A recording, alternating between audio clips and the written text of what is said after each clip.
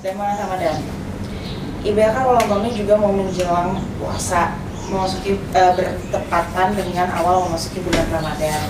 Ada nggak sih hal-hal yang lebih secara religius tuh lebih dengan usia yang dewasa, semakin dewasa untuk semakin religius atau sama aja? Yang pastinya sih mungkin lebih religius, apalagi kan kita juga kemarin pulang dari umroh ya gitu. Terus kita juga alhamdulillah setelah itu bisa umroh lagi bersama keluarga kita. Jadi bener-bener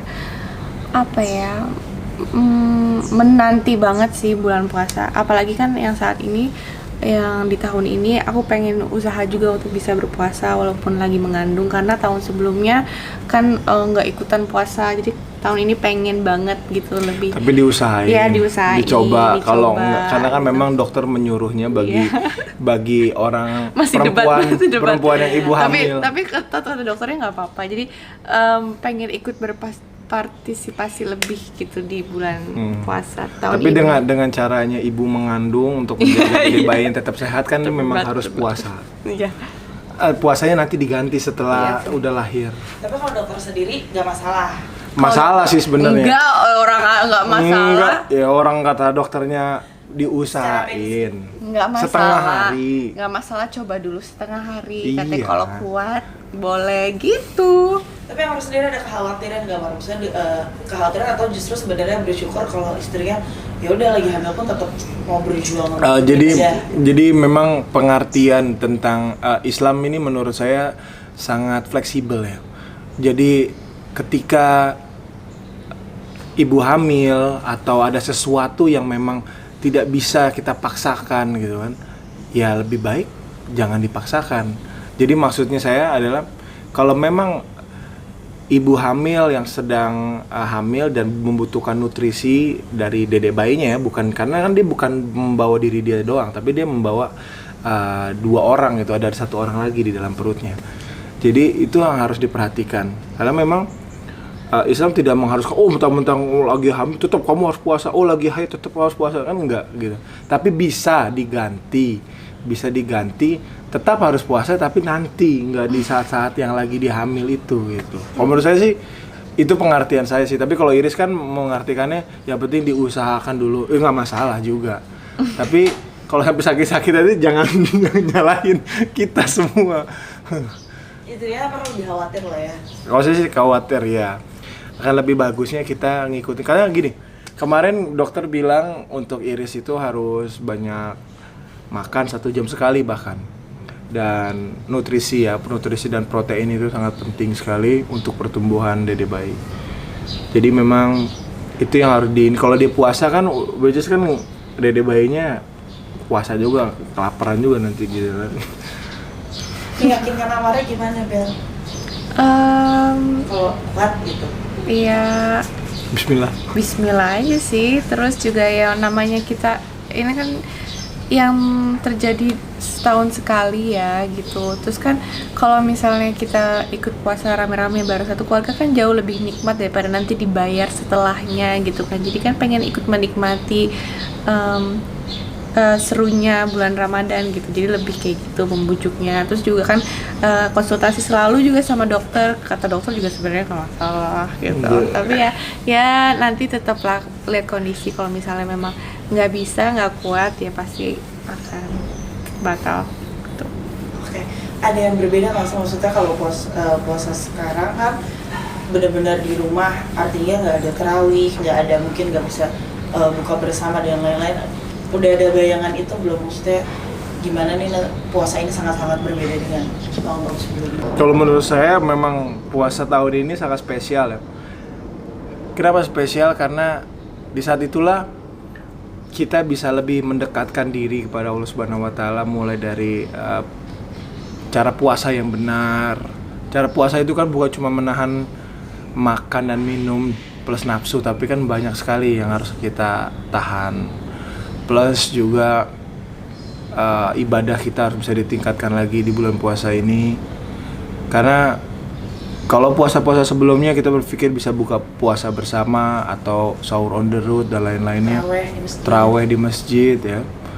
ya dengan keadaan seperti ini mungkin kita harus bisa lebih dekat lagi dan lebih gampang sebenarnya untuk bisa sebenarnya ya sebuah keringanan dari Allah, Iya. tapi sebuah ujian juga gitu. Ujiannya ya pasti kan nanti yang namanya kita nggak diperlukan untuk keluar taraweh ke masjid atau kita ya pokoknya intinya di rumah aja lah gitu kan, pastinya kan akan timbul rasa males, rasa ya banyak lah gitu kan.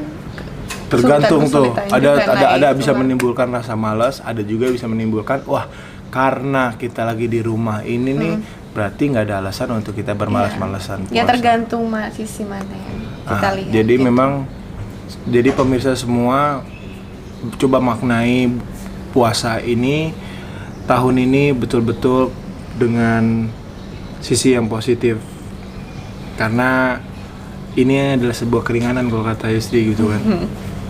Ada nggak sih kebiasaan menjelang puasa yang gak terlaksana atau nggak dilakukan karena pandemi ini? Misal kalau misalnya kalian biasa apa tuh namanya, ke makam tuh apa namanya, Oh, ziarah. ziarah makam dulu sebelum puasa. Nah karena kondisi lagi kayak gini jadi nggak ziarah, atau biasanya silaturahmi dulu ke keluarga. Kalau Banyak sih sebenarnya Iya. ya ziarah satu ke makam gitu ya. Dan yang pastinya kan kita silaturahmi ya ke keluarga gitu ya. tapi kemarin Masih- udah Oh iya, lewat kemarin. ulang tahun Lewat Iris. ulang tahun. Nah, cuman kan ini banyak peraturan dari pemerintah juga semakin panjang untuk di rumah aja. Nah, gimana kalau udah ada kebayang nggak sih kalau Lebaran ya udah di rumah aja dan nggak bisa kayak biasanya pulang kampung atau apa segala macamnya? Ya, Tanggapan berlebaran di rumah aja. Kan PSBB itu sampai diperpanjang ya sampai 23 Mei 22 ya.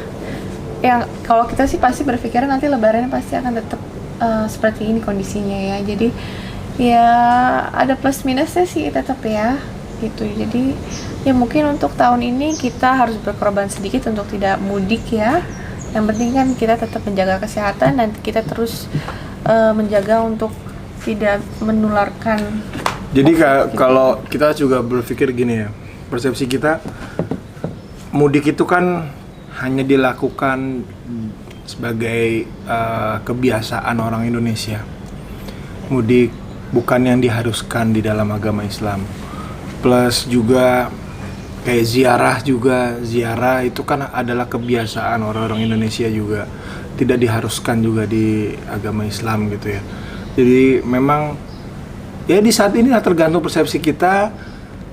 Waktu ini kita pergunakan betul-betul untuk diri kita sama Tuhan gitu loh. Jadi kalau lebaran tetap di rumah, bagi yang lebaran tetap di rumah ya udah nggak apa-apa, memang nikmatin aja semuanya. Ini adalah berkah dari Allah Subhanahu wa taala. Karena yang kita lakuin kan memang semata-mata untuk menjaga diri kita juga gitu loh. Apalagi kita kan harus mengikuti pemimpin kita. Ketika pemimpin kita sudah mengatakan ini ya mau nggak mau kita juga harus mengikuti gitu loh. Kalau kita tidak mengikuti, nah itu yang salah. Karena di Islam kan juga diajarkan harus mengikuti dari pemimpin. Sekalipun pemimpinnya itu salah, kita hanya bisa berdoa. Oke, ada rencana nggak sih untuk memberikan bantuan untuk anak yatim atau lainnya dengan kondisi yang semakin mereka juga sulit ekonominya? Sudah ada rencana belum Kak? Oh pasti itu semua nggak usah direncanain ya, karena memang setiap penghasilan kami, rezeki yang kami dapati itu ada minimal 2,5%-nya itu adalah sebagian untuk orang-orang yang membutuhkan di luar sana. Jadi memang itu udah jadi kewajiban sih ya, bukannya jadi perencanaan tapi udah kewajiban kami untuk berbagi kepada sesama. Oke, tema ketiga ya, perjalanan hijrah nih Pak. Perjalanan hijrah Kamar dan Kaibel sendiri boleh ceritain nggak sih perbedaannya seperti apa dan yang terasa berbeda tuh seperti apa, dan awal mulanya menjadi titik balik perjalanan hijrah tuh apa, momen apa masing-masing? Apa ya? Kamu duluan. Kebarengan sih kamu. Kalau titik hijrah untuk aku sih mungkin di saat menikah ya, karena kan di situ kan kita benar-benar sama-sama memutuskan ingin ke jalan yang lebih baik, pengen hijrah juga saat itu. Dan alhamdulillah dari situ kan pelan-pelan tuh kita ya berubah ke arah yang lebih baik dari fisik ya, dan dari cara kita berpikir, menjalankan hidup juga kita mencoba untuk berubah ke arah yang lebih baik gitu. Dan begitu banyak cobaan yang membuat kita semakin kuat juga sampai saat ini. Alhamdulillah diberikan banyak keberkahan. Awalnya sih turning point untuk aku pribadi sih ya karena kita menikah ya, dari situ ya mulainya. Kalau Amar sendiri sama atau? Kalau menurut saya pengertian hijrah ini adalah berpindah. Berpindah baik dan buruk itu relatif, tergantung persepsi orang masing-masing memandangnya seperti apa. Dan kita juga harus tahu kodrat kita adalah manusia yang tempatnya salah, yang selalu banyak salah. Yang hanya bisa kita lakukan hanyalah berusaha sebaik-baiknya dan berdoa.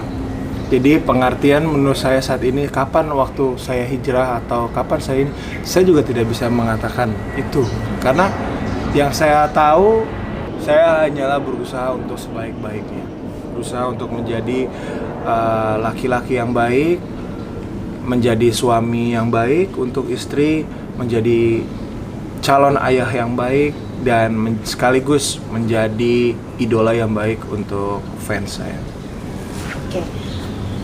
Noah, dengan segala macam cobaan yang tadi udah disebutin, hal apa yang bikin kalian berdua kuat dan mampu melewati itu semua? Cinta.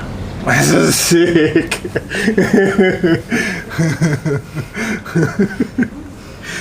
Iya lo, cinta lo. Iya, yang bisa menguatkan itu adalah cinta ya. Betul, cinta ya. Cinta kepada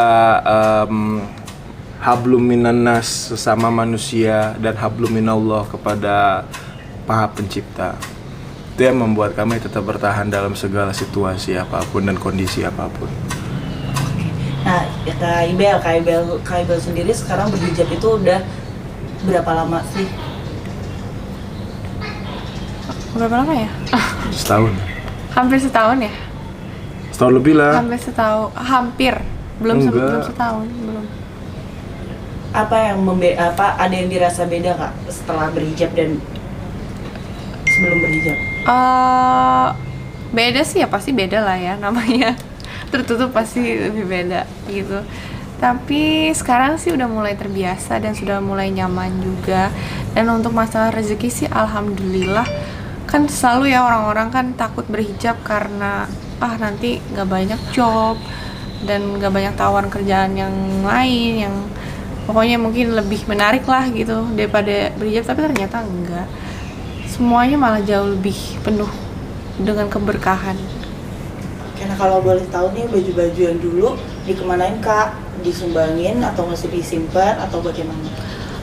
Ada beberapa yang dibagi-bagi ke keluarga, ada beberapa yang kami jual juga, yang dijual kayak garage sale gitu. Terus nanti hasil dari penjualnya itu kita sumbangin gitu.